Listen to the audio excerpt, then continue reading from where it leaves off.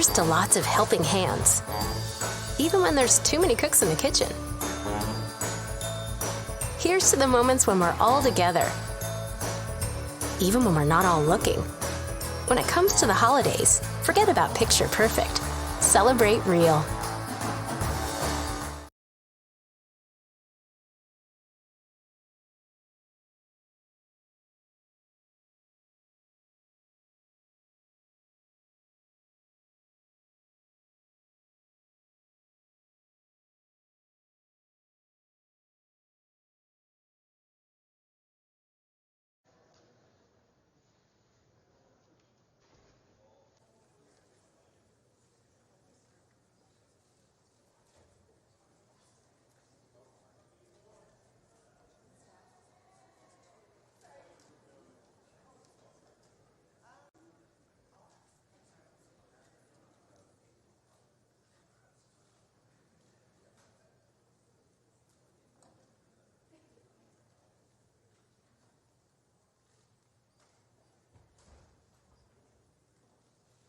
In 2014, Chief Justice O'Connor was forced to concede the public election of judges was here to stay, so she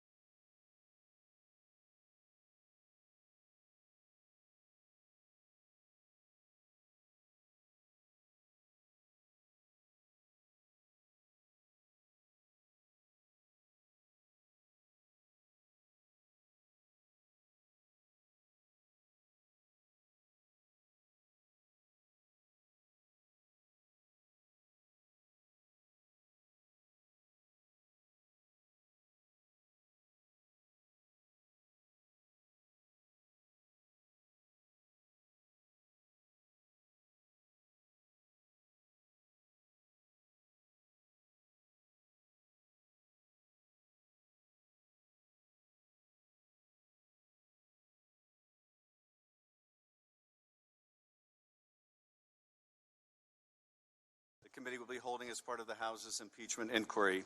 Without objection, the chair is authorized to declare recess of the committee at any time. There is a quorum present. We will proceed today in the same fashion as our first hearing. I will make an opening statement, and then Ranking Member Nunes will have the opportunity to make a statement. Then we will turn to our witness for an opening statement and then to questions. For audience members, we welcome you and respect your interest in being here. In turn, we ask for your respect as we proceed with today's hearing.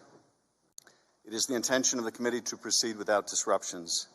As chairman, I will take all necessary and appropriate steps to maintain order to ensure that the committee is run in accordance with House rules and House Resolution 660. With that, I now recognize myself to give an opening statement in the impeachment inquiry into Donald J. Trump, the 45th President of the United States. In April 2019, the United States ambassador to Ukraine, Marie Yovanovitch, was in Kiev when she was called by a senior State Department official and told to get on the next plane back to Washington. Upon her return to D.C., she was informed by her superiors that although she had done nothing wrong, she could no longer serve as ambassador to Ukraine because she did not have the confidence of the president. It was a stunning turn of events for this highly regarded career diplomat who had done such a remarkable job fighting corruption in Ukraine that a short time earlier she had been asked by the State Department to extend her tour. Ambassador Yovanovitch has been in the Foreign Service for 33 years and served much of that time in the former Soviet Union. Her parents had fled Stalin and later Hitler before settling in the United States. She is an exemplary officer who is widely praised and respected by her colleagues. She is known as an anti-corruption champion whose tour in Kiev was viewed as very successful. Ambassador Michael McKinley, who had served with her in the Foreign Service for several decades, stated that from the earliest days of her career in the Foreign Service, she was excellent, serious, committed. I certainly remember her being one of those people who seemed to be destined for greater things. Her successor as acting chief of mission in Ukraine, Ambassador Bill Taylor, described her as very frank. She was very direct. She made points very clearly, and she was indeed tough on corruption. And she named names. And that sometimes is controversial out there, but she's a strong person and made those charges. In her time in Kiev, Ambassador Yovanovitch was tough on corruption. Too tough on corruption for some, and her principled stance made her enemies. As George Kent told this committee on Wednesday, you can't promote principled anti-corruption action without pissing off corrupt people. And Ambassador Yovanovitch did not just piss off corrupt Ukrainians, like the corrupt former Prosecutor General Yuri Lutsenko, but also certain Americans, like Rudy Giuliani, Donald Trump's personal attorney, and two individuals now indicted who worked with him, Igor Fruman and Lev Parnas. Lutsenko, Giuliani, Fruman, Parnas, and others who had come to include the president's own son, Don Jr., promoted a smear campaign against her based on false allegations. At the State Department, there was an effort to push back, to obtain a statement of support from Secretary Pompeo, but those efforts failed when it became clear that President Trump wanted her gone. Some have argued that a president has the ability to nominate or remove any ambassador he wants, that they serve at the pleasure of the president, and that is true. The question before us is not whether Donald Trump could recall an American ambassador with a stellar reputation for fighting corruption in Ukraine, but why would he want to? Why did Rudy Giuliani want her gone, and why did Donald Trump? And why would Donald Trump instruct the new team he put in place, the three amigos, Gordon Sondland, Rick Perry, and Kurt Volker, to work with the same man, Rudy Giuliani, who played such a central role in the smear campaign against her?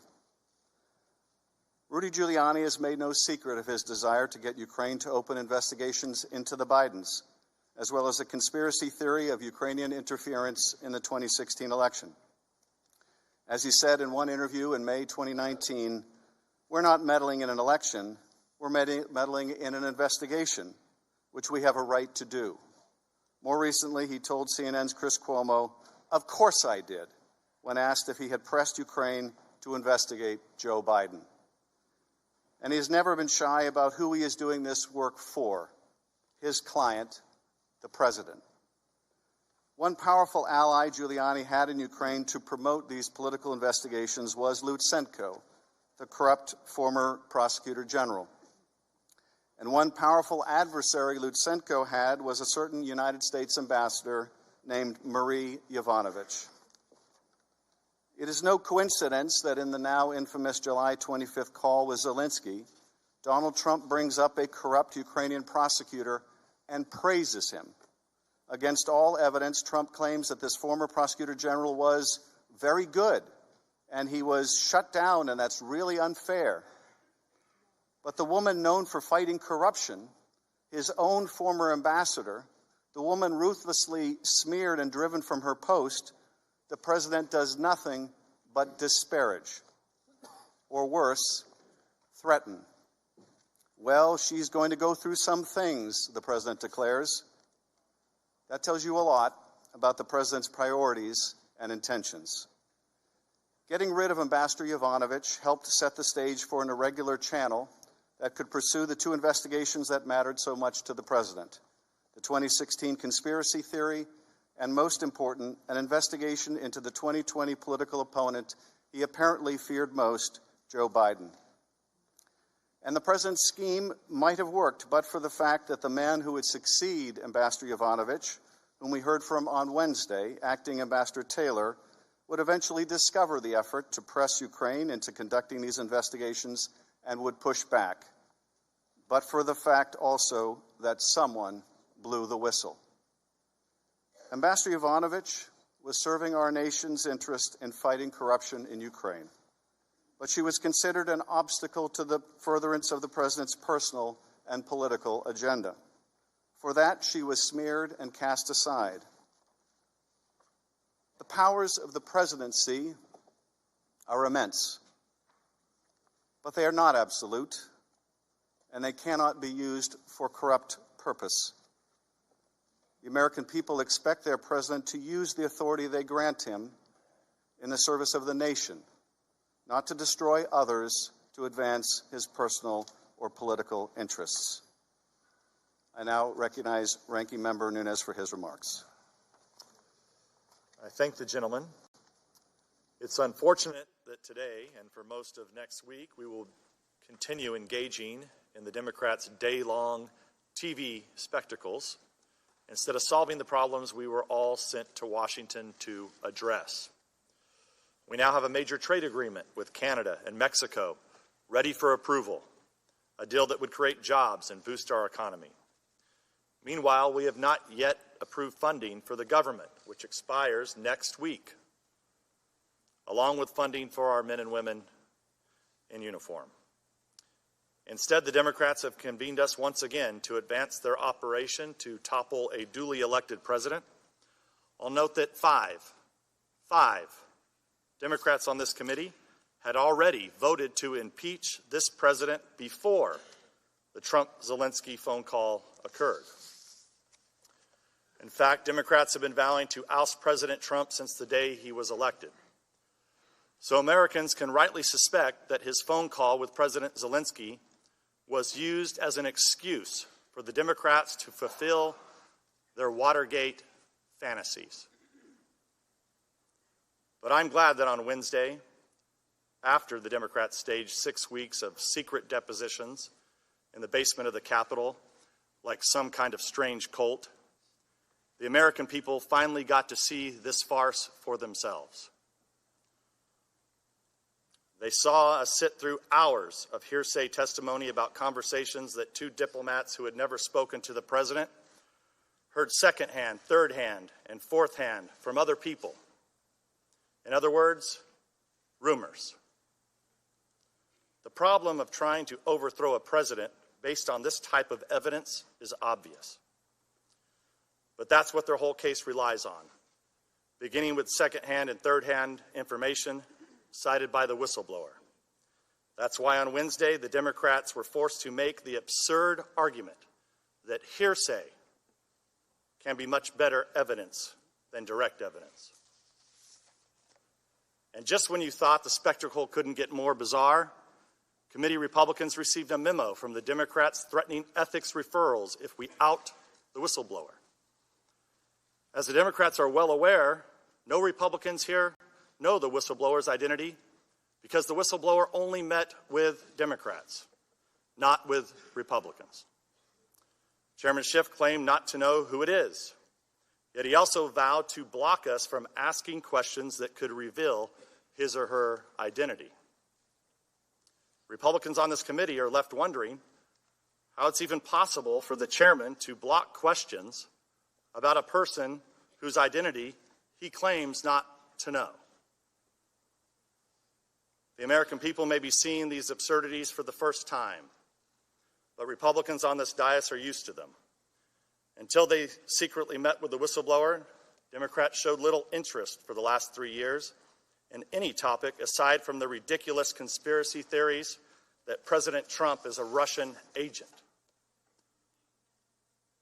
When you find yourself on the phone, like the Democrats did with Russian pranksters offering you nude pictures of Trump, and afterward you order your staff to follow up and get the photos, as the Democrats also did, then it might be time to ask yourself if you've gone out too far on a limb.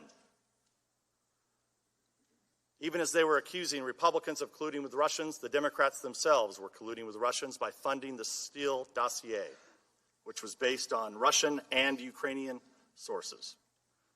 Meanwhile, they turn a blind eye to Ukrainians meddling in our elections because the Democrats were cooperating with that operation. This was the subject of a July 20th, 2017 letter sent by Senator Grassley to then Deputy Attorney General Rod Rosenstein. The letter raised concerns about the activities of Alexander Chalupa, a contractor for the Democratic National Committee, who worked with Ukrainian embassy officials to spread dirt on the Trump campaign. As Senator Grassley wrote, Chalupa's actions appear to show that she was simultaneously working on behalf of a foreign government, Ukraine, and on behalf of the DNC and the Clinton campaign in an effort to influence not only the U.S. voting population, but U.S. government officials, unquote.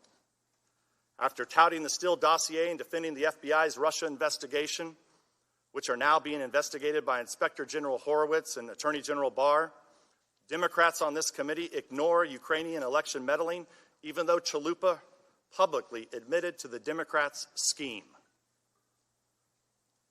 Likewise, they are blind to the blaring signs of corruption surrounding Hunter Biden's well-paid position on the board of a corrupt Ukrainian company, while his father served as vice president and point man for Ukraine issues in the Obama administration.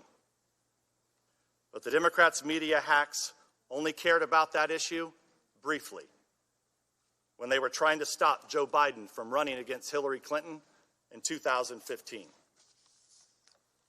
As I previously stated, these hearings should not be occurring at all until we get the answers to 3 crucial questions the Democrats refuse to ask. First, what is the full extent of the Democrats' prior coordination with the whistleblower, and who else did the whistleblower coordinate this effort with? Second, what is the full extent of Ukraine's election meddling against the Trump campaign? And third, why did Burisma hire Hunter Biden? What did he do for them? And did his position affect any government actions under the Obama administration? I'll note that House Democrats vowed they would not put the American people through a wrenching impeachment process without bipartisan support, and they have none. Add that to their ever-growing list of broken promises and destructive deceptions. In closing, Mr. Chair, the President of the United States released his transcript right before the hearing began. I think it's important that I read this into the record so that there's no confusion over this first phone call that occurred on April 21st with President-elect Zelensky, and I'd like to read it. The President: I'd like to congratulate you on a job well done, and congratulations on a fantastic election. Zelensky, good to hear from you. Thank you so very much. It's nice to hear from you, and I appreciate the congratulations. The President: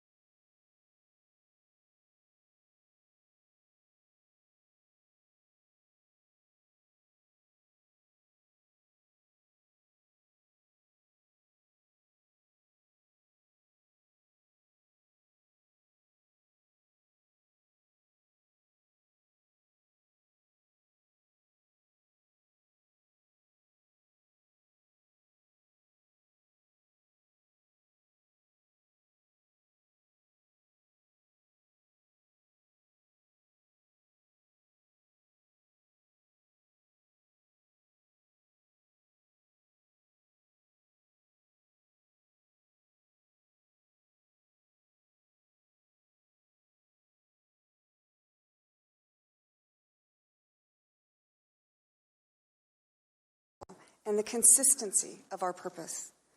Both have now been opened to question.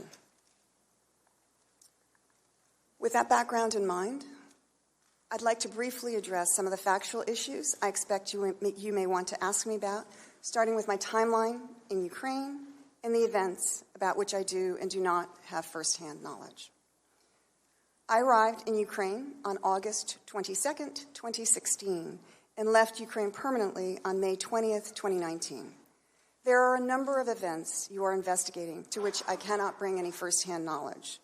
The events that predated my Ukraine service include the release of the so-called Black Ledger and Mr. Manafort's subsequent resignation from President Trump's campaign, and the departure from office of former Prosecutor General Viktor Shokin. Several other events occurred after I returned from Ukraine. These include President Trump's July 25th, 2019 call with President Zelensky, the discussions surrounding that phone call, and any discussions surrounding the delay of security assistance to Ukraine in the summer of 2019. As for events during my tenure in Ukraine, I want to reiterate first that the allegation that I disseminated a do not prosecute list was a fabrication. Mr. Lutsenko, the former Ukrainian prosecutor general who made that allegation, has acknowledged that the list never existed. I did not tell Mr. Lutsenko or other Ukrainian officials who they should or should not prosecute. Instead, I advocated the U.S. position that rule of law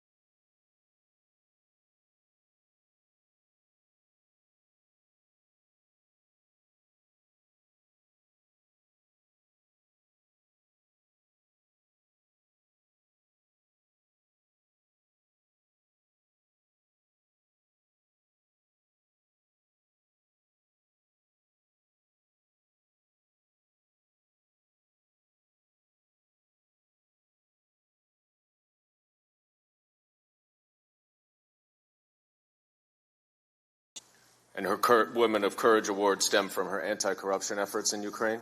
Yes, that is true. Was it ever determined who threw the acid and killed her? There have been investigations, but while some of the lower-ranking individuals that were involved in this have been arrested, those who ordered this have not yet been apprehended. After you stepped away from this anti-corruption event to take this call, what did the Director General tell you? She said that there was great concern on the 7th floor of the State Department. That's where the leadership of the State Department sits. There was great concern. They were worried. She just wanted to give me a heads up about this. And, you know, things seemed to be going on. And so she just wanted to give me a heads up. Hard to know how to react to something like that. I asked her what it was about. What did she think it was about? She didn't know. She said that she was going to try and find out more, but she had wanted to give me a heads up. In fact, I think she may even have been instructed to give me a heads up on that. And so I asked her, kind of what is the next step here? So she said she would try to find out more, and she would try to call me by midnight. What happened next? Around 1 o'clock in the morning, she called me again, and she said that there were great concerns. There were concerns up the street, and she said I needed to come home immediately, get on the next plane to the U.S. And I asked her why, and she said she wasn't sure, but there were concerns about my security. I asked her my physical security, because sometimes Washington knows more than we do about these things, and she said no, she hadn't gotten that impression that it was a physical security issue, but they were concerned about my security, and I needed to come home right away. I argued this is extremely irregular, and no reason given. But in the end, I did get on the next plane home. You said there were concerns up the street. What did you understand that to mean? The White House. Did she explain in any more detail what she meant by concerns about your security? No, she didn't. I did specifically ask whether this had to do with the Mayor Giuliani's allegations against me and so forth, and she said she didn't know. It didn't even actually appear to me that she seemed to be aware of that. No reason was offered. Did she explain what the urgency was for you to come back on the next flight? The only thing that's pertinent to that was that when she said that there were concerns about my security. That's all. But it was not further explained. Now, prior to this abrupt callback to Washington, D.C., had you been offered an extension of your post by the State Department? Yes. The Undersecretary for Political Affairs had asked whether I would extend for another year, departing in July of 2020. When was that request made? In early March. So about a month and a half before this call? Yes. Did anyone at the State Department ever express concerns about your job performance? No. Now, after you returned to Washington a couple days after that, you met with the Deputy Secretary of State. And at your deposition, you said that the Deputy Secretary of State told you that you had done nothing wrong, but that there was a concerted campaign against you. What did he mean by that? I'm not exactly sure, but I took it to mean that the allegations that Mayor Giuliani and others were putting out there, that's what it was. And who else was involved in this concerted campaign against you? There were some members of the press and others in Mayor Giuliani's circle. And who from Ukraine? In Ukraine, I think, Mr. Lutsenko, the prosecutor general, and Mr. Shokin, his predecessor, certainly. And at this time, Mr. Lutsenko was the lead prosecutor general, is that right? Yes, that's correct. And had President Zelensky indicated whether or not he was going to keep him on after the election? He had indicated he would not be keeping on Mr. Lutsenko. And I believe you testified earlier that Mr. Lutsenko had a reputation for being corrupt. Is that right? That's correct. Now, during this conversation, did the Deputy Secretary tell you about your future as the ambassador to Ukraine? Well, he told me I needed to leave. What did he say? He said that, there was a lot of back and forth, but ultimately he said the words that, every Foreign Service officer understands: the president has lost confidence in you. That was, a terrible thing to hear. And I said, well, I guess I have to go then. But no real reason was offered as to why I had to leave and why it was being done in such a manner. Did you have any indication that the State Department had lost confidence in you? No. And were you provided any reason why the president lost confidence in you? No. Now, you testified at your deposition that you were told at some point that Secretary Pompeo had tried to protect you, but that he was no longer able to do that.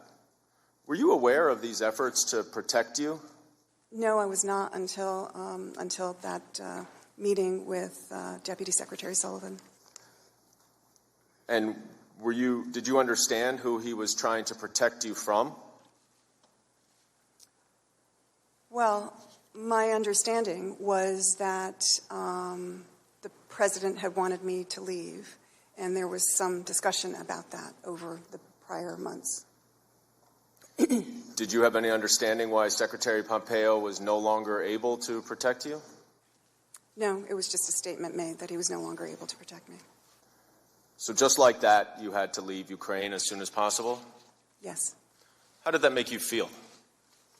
Terrible, honestly. After 33 years of service to our country, it was terrible. It's not the way I wanted my career to end. Now, you also told this Deputy Secretary that this was a dangerous precedent. What did you mean by that? I was worried about our policy, but also personnel. And I asked him, how are you going to explain this to people in the State Department, the press, the public, Ukrainians, because everybody is watching.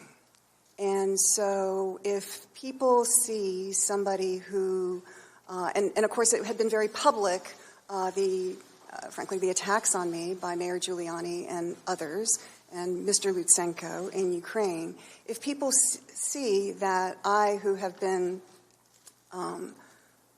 promoting our policies on anti-corruption, if they can undermine me and get me pulled out of Ukraine, what does that mean for our policy? Do we still have that same policy? How are we going to affirmatively put that forward, number one? Number two, when other countries, other actors in other countries see that private interests, foreign interests can come together and get a U.S. ambassador removed, what's going to stop them from doing that in the future in other countries? Often the work we do, we try to be diplomatic about it, but as Deputy Assistant Secretary George Kent said, sometimes we get people really angry with us. It's uncomfortable. And we are doing our jobs, but sometimes people become very angry with us. And if they realize that they can just remove us, they're going to do that. How did the Deputy Secretary respond? He said those were good questions, and he would get back to me. Did he ever get back to you? He asked to see me the following day. What did he say to you then? The conversation was more, again, I'm grateful for this, but really more to see how I was doing, and what would I do next, how could he help? But he didn't address the dangerous precedent that you flagged for him? No. Now, you understood, of course, that the President of the United States could remove you and that you served at the pleasure of the President. Is that right? That's right. But in your 33 years as a Foreign Service officer, have you ever heard of a president of the United States recalling another ambassador without cause based on allegations that the State Department itself knew to be false? No. Now, you testified in your opening statement that you had left Ukraine by the time of the July 25th call between President Trump and President Zelensky. When was the first time that you saw the call record for this phone call?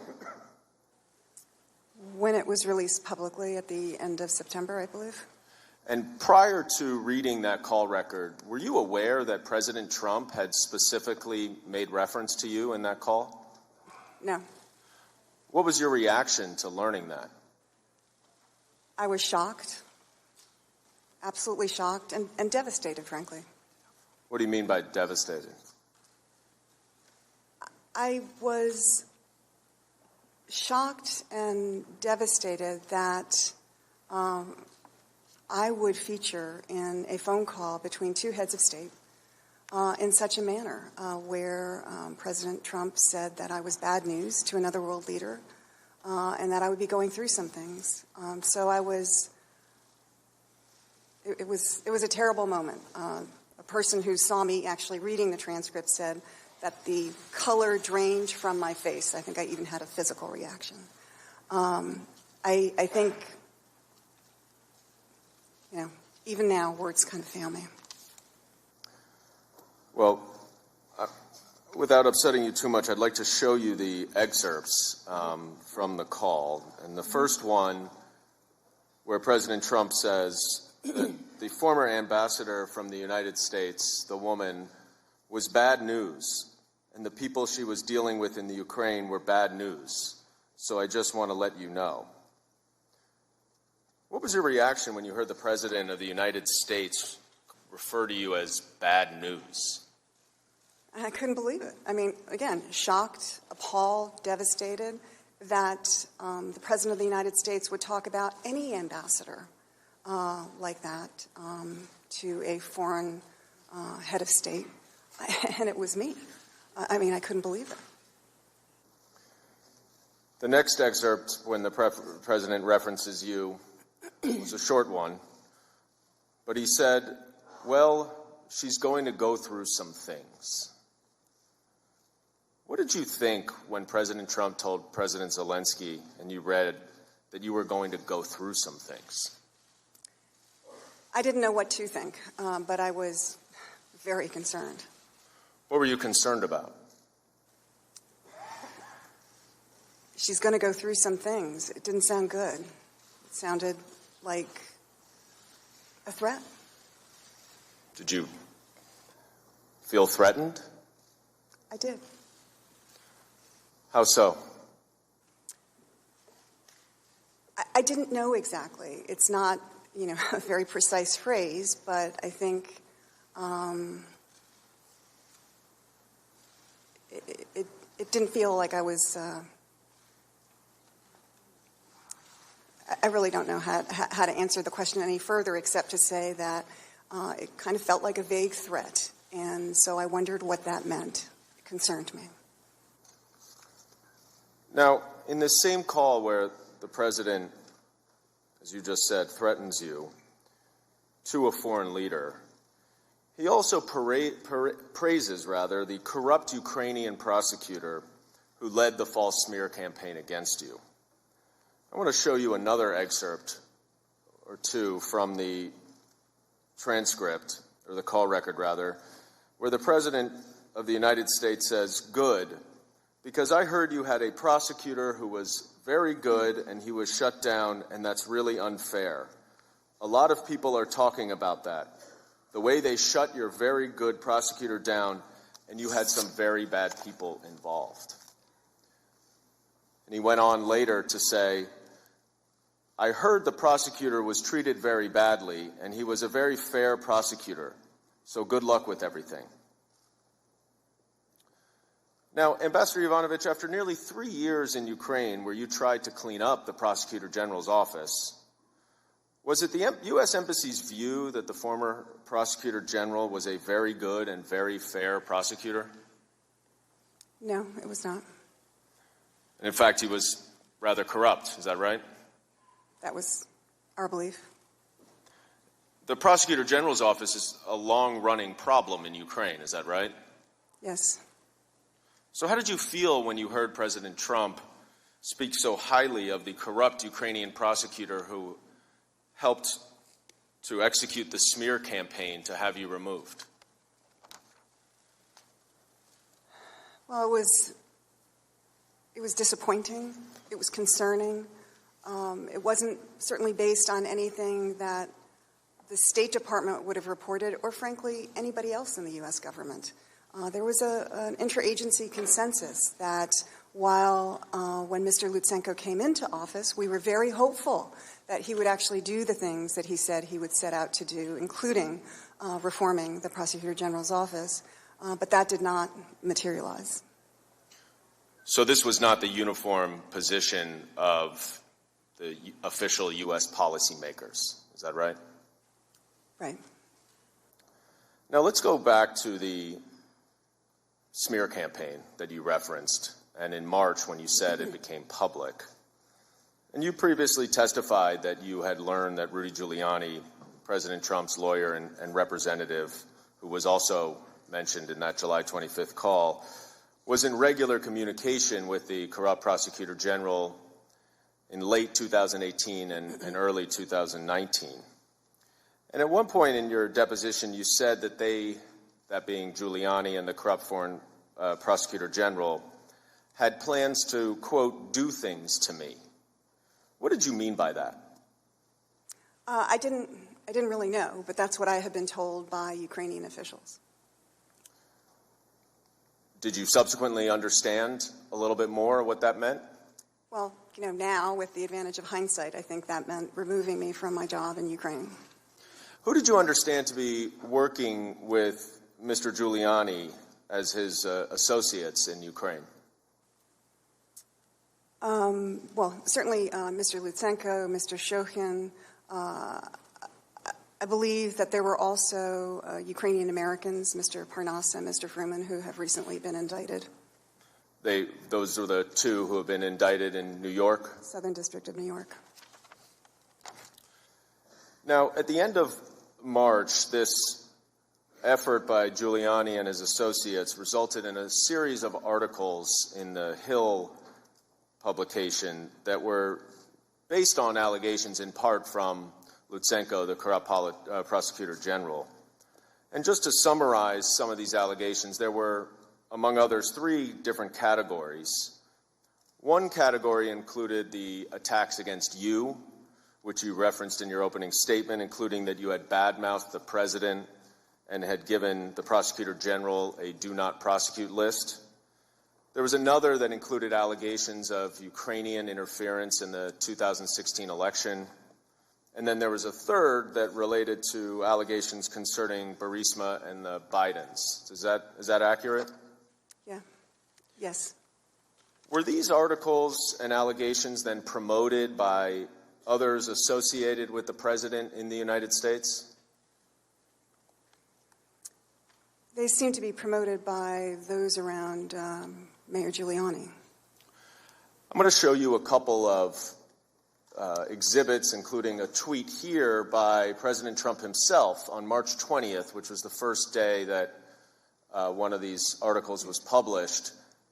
It appears to be a quote that says, John Solomon, who's the author of the articles, as Russia collusion fades, Ukrainian plot to help Clinton emerges, unquote, at Sean Hannity at Fox News. And then if I could go to another tweet 4 days later, this is the president's son, Donald Trump Jr., who tweets, we need more at Richard Grenell's, who's the ambassador to Germany, is that right? That's correct. And less of these jokers as ambassadors. And it's a retweet of one of John Solomon's articles, or an article referencing the allegations that says, calls grow to remove Obama's U.S. ambassador to Ukraine. Were you aware of these tweets at the time? Yes. What was your reaction to seeing this? Well, I was worried. What were you worried about?